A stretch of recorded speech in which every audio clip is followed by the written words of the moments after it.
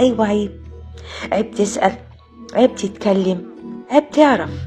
الكلمة دي كانت بتخلينا نسكت وما نسألش تاني، مع إننا كنا محتاجين نفهم حاجات بسيطة عن جسمنا وعن الحياة اللي حوالينا.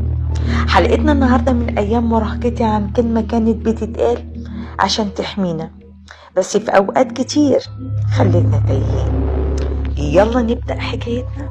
كم مرة سمعت كلمة عيب في البيت عندي كنت صغيرة؟ تسألي على حاجة وقالوا لك عيب؟ لا كتير. احنا طلعنا اساسا على كل حاجه عيب. زي ايه مثلا؟